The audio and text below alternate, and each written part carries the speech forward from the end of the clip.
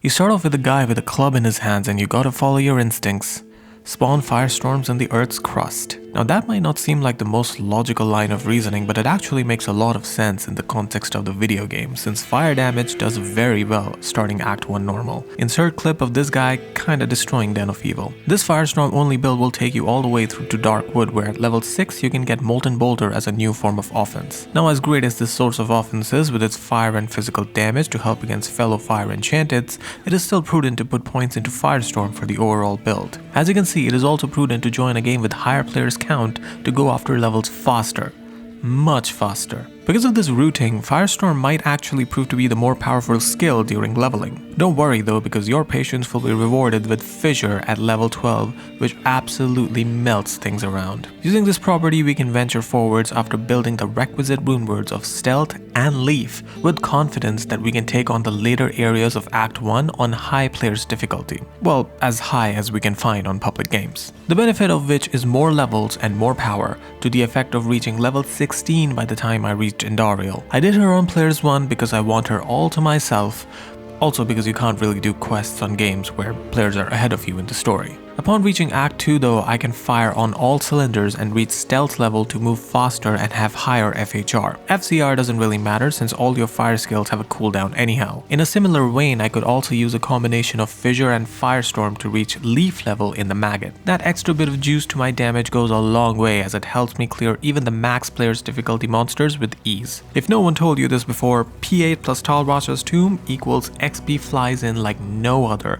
and it allowed me to kill normal Duriel at level 24. I'm honestly impressed that he even lasted 8 seconds. It helps that fire damage completely melts the early acts as well, since I continued the carnage in Act 3 as well. It honestly cannot be overstated how essential it is to go for higher players difficulty in the beginning, since it acts as a self-sustaining loop. Higher players difficulty allows for more XP, which allows for more points in Fissure, which allows for more damage which I can use to take on higher players difficulty. Worshipping the gods of capitalism, I went after the well-known commie uncle, Mephi. Now, he actually performed better than Duriel. Even though I had grown 3 more levels since, Fissure's well-known annoying property of it only damaging monsters when they move over it came into picture here, as Mephi would just hover over at one point, making me break out some firestorms in conjunction to rule out the justice he deserved. Now I cleared Chaos at P1, not because I was scared and thought that I couldn't do it at a higher player's difficulty, but as I mentioned earlier, I cannot complete quests in multiplayer games. Also, my XP seemed plenty at 27 by this point. Against Diablo, I used lure tactics by going off screen and laying fissures in the middle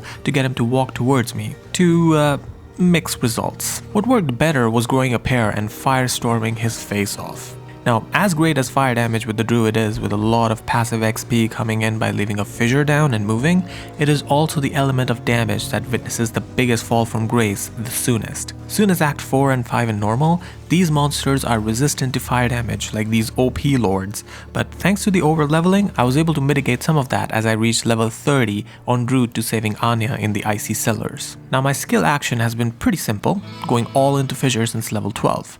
However, at level 32 I maxed it and then I started putting a few points into Armageddon. This honestly was just for some flair, as Fissure still was my primary damage dealing source and Firestorm and Volcano are the two synergies that I went after next. Now Fissure's troubles with single targets that stand still continue to manifest, and thus most of this Baal kill is brought to you by Firestorm, another reason to max out that skill.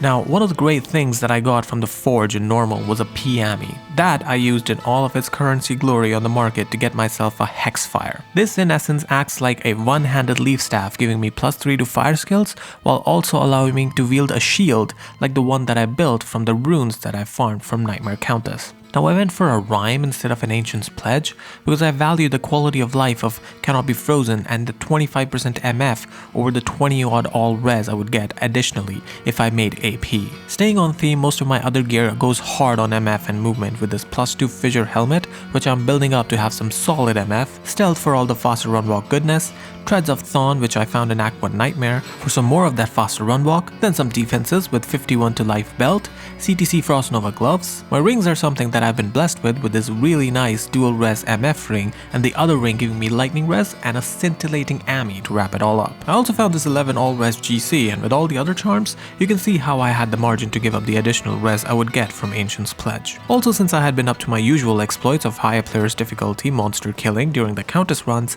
I was at level 46 by this point, and thus had maxed Fissure, maxed Firestorm, had 2 points into Armageddon from earlier, and was now maxing Volcano. I don't have a Merc yet because, well, I tried getting one, and yeah, let's just say it was a mutual agreement, and we both decided to stay away from each other a little while longer. That's good because I had a date with another lovely little lass. Hey man, some people just like their chocolate a little bit darker. Don't judge. I got another point into Volcano from the Radamant quest, but higher player games were proving hard to find at this point. Maybe because of PoE 2. Speaking of which, if you want to see a perfect start to PoE 2, let me know in the comments and we can make it happen. Can't be Duriel. He agrees. In a stroke of luck in the Flare jungle, I ended up finding 2 great bases, a 4 open socket War Scythe and a 3 open socket Mask. These, as you may guess, will make great candidates for Insight and Cure for my Merc to be. The former I made as soon as I got to town. I lacked a Shale and IO for the latter, and thus I just went with the Meditation plus Prayer combo. He died within 2 seconds, but to be fair to him, bro probably just experienced a lag spike due to this holy mother of pain. Thus back on nice and fast P1, we went to face Mephisto. Yeah, he still died within 2 seconds, but that's excusable, as Mephi gave my druid quite a bit of grief as well. No, he did not drop me a low rune, but instead he would just not take damage from my newest strat of using Volcano in conjunction with Fissure. The V skill I thought would make up for the damage that Fissure loses on stationary targets, but hardly so. Volcano just does not have the damage to its name, and the conundrum on how to deal with bosses who stand still continues with this guy. Do I run around and hope they follow and Fissure, or do I face tank and Firestorm? The latter ends up winning, by a wider margin now after the addition of Armageddon. Remember the fall from grace that I was talking about for fire damage? Yeah, it is in full effect here as fire immunes start to walk the earth. No room for higher players' difficulty here, just get by these and hope they don't notice. Of course, that plan only works so well since Chaos is riddled with these guys. Thankfully, I leveled up my Merc with this find from the Forge, allowing me to complete the trifecta with the Cure helmet. That synergizes with meditation from Insight and prayer from the Merc to increase the benefit from each, allowing the Merc to have greater sustain and provide better bonuses to the Druid. Yeah, he died in 2 seconds again, and I had to run around in a circle, killing these guys with physical damage that I got from Armageddon. The surprising thing is that it worked.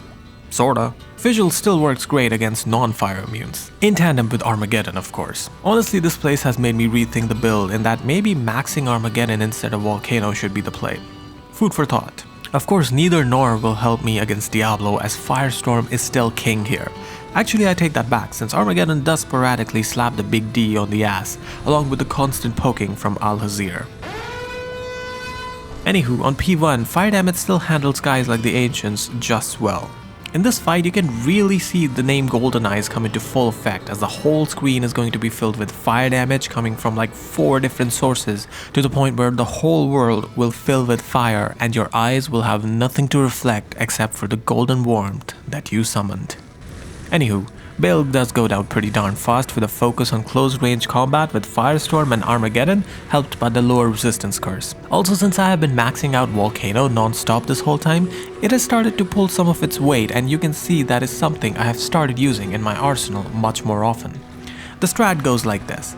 Where there is a static enemy, lay down a Volcano. If they decide to move away from that source of damage, I can capitalize on that movement by laying down Fissures at their feet. Of course, Armageddon forms a nice fence around me for when matters get too close to the chest, so to speak. Countess runs though aren't written in this guy's destiny.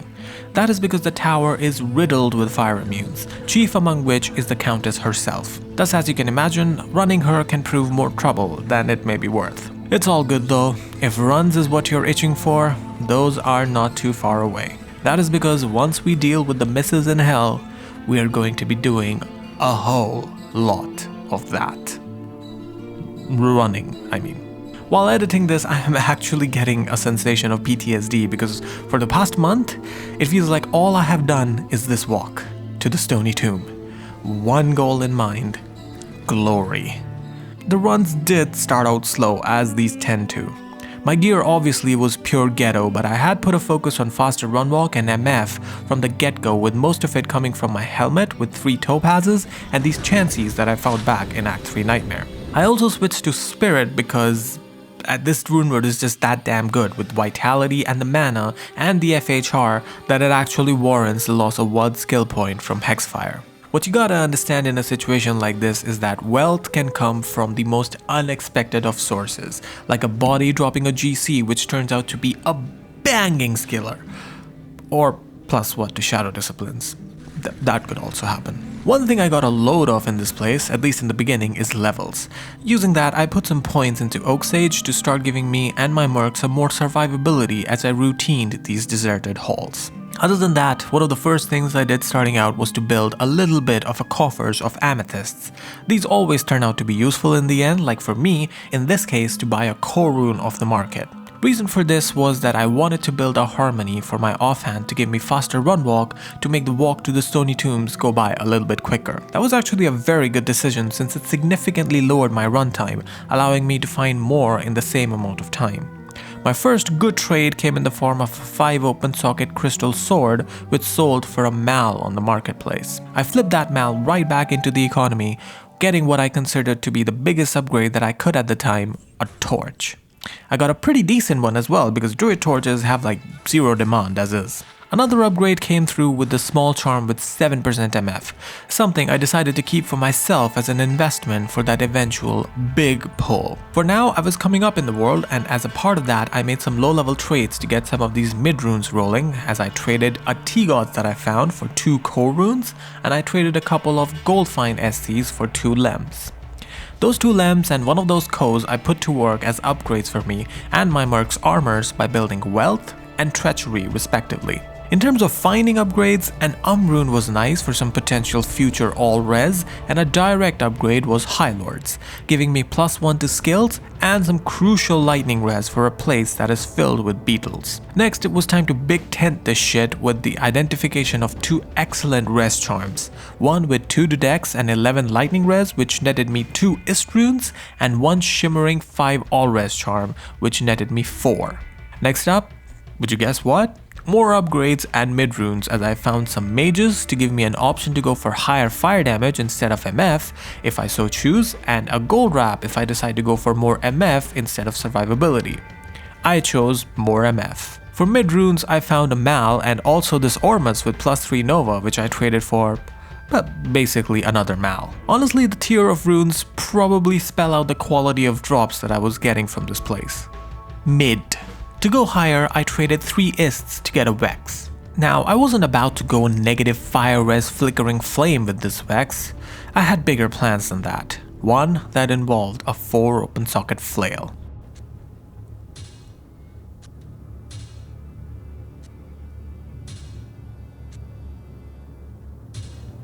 $38. Okay, not bad.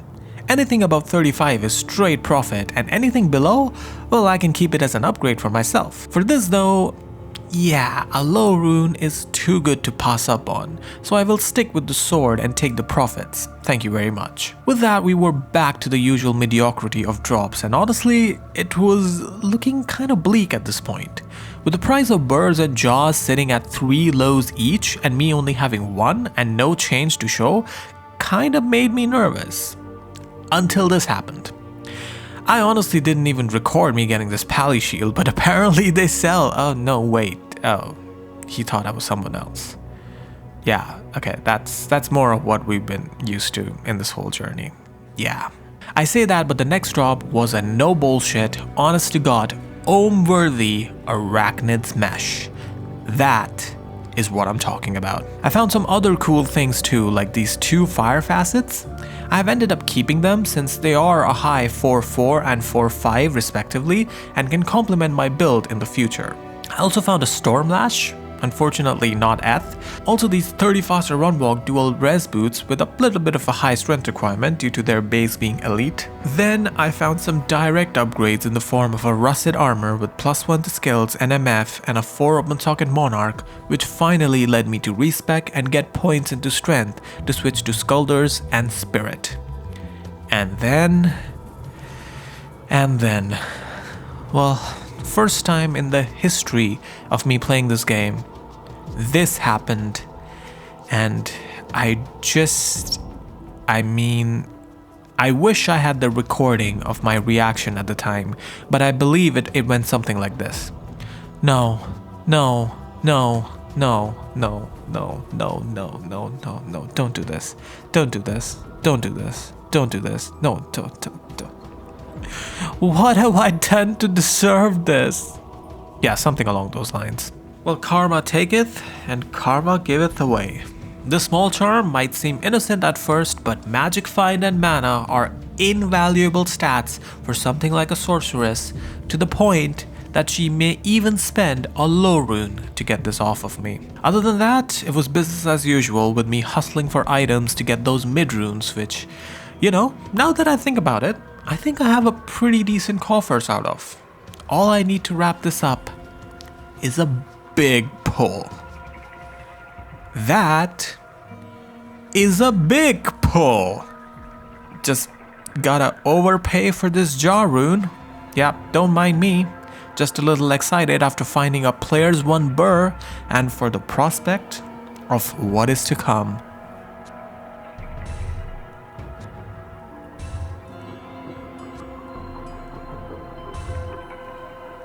$763. Because there is a lot that is left to come.